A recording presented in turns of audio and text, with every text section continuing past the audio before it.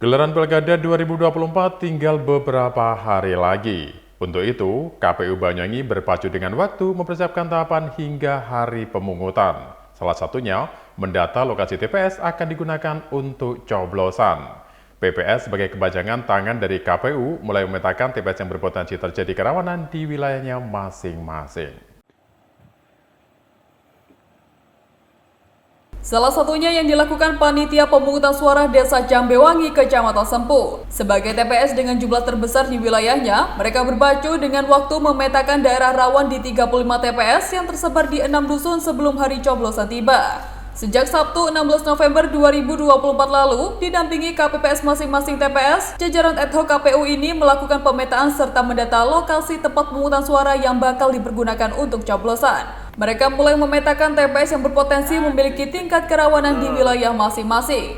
Aspek kebencanaan dan jangkauan sinyal serta listrik di-cross-check betul oleh PPS. Hasilnya, terdapat TPS yang lokasinya rawan terjadi bencana alam seperti banjir, tanah longsor, dan terpaan angin. Anggota PPK Sempu Agung Sedana menyebut, terdapat 3 dusun di Desa Jambewangi yang rawan terkena dampak bencana, dari terpaan angin, banjir, dan muncul genangan air saat hujan turun. Total ada 5 TPS yang rawan terkena bencana yang tersebar di 3 dusun tersebut. Selain aspek geografis, wilayah yang sulit jangkauan sinyal juga ikut dipetakan. Hasilnya, terdapat daerah yang akses jaringan selulernya sulit. Jika mengandalkan WiFi, adanya potensi listrik padam saat pungut hitung suara berlangsung bisa terhambat. Untuk itu, pihaknya menghimbau kepada PPS untuk mencari alternatif tenaga listrik cadangan.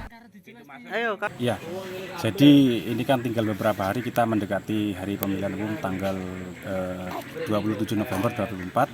Beberapa tahapan sudah kita lakukan, mulai dari penjaringan KPPS dan sudah dilantik juga. Untuk selanjutnya tugas mereka pertama yaitu mengusulkan. Jadi masing-masing TPS itu menentukan 2 titik usulan TPS. Yang pertama mungkin akan menjadi rekomendasi, yang kedua mungkin untuk cadangan ataupun TPS alternatif. Jadi karena ini di musim hujan, jadi ada beberapa atensi. Yang pertama itu TPS itu harus memperhatikan wilayah geografis. Yang pertama menghindari lokasi-lokasi yang rawan longsor, menghindari lokasi-lokasi yang rawan banjir ataupun rawan diterpa angin. Nah, seperti itu. Mengacu dari pengalaman pemilu tahun 2024 kemarin, itu ada beberapa TPS terutama di daerah Sumberjo, terus kemudian ada di Sidomulyo, di Kerajaan, itu memang rawan bencana seperti banjir misalkan. Kalau hujan itu ada genangan air, terus kemudian ada juga beberapa tempat itu yang menjadi langganan dilalui oleh angin. Nah, kita rekomendasikan jangan menggunakan lokasi tersebut, tapi tetap beberapa aspek yang harus dipenuhi. Pertama, menghindari seperti rawan konflik sosial, juga kemudian rawan bencana, terus juga beberapa faktor-faktor lain juga, termasuk akses yang mudah dan juga jangkauan dari pemerataan sebaran dari pemilih.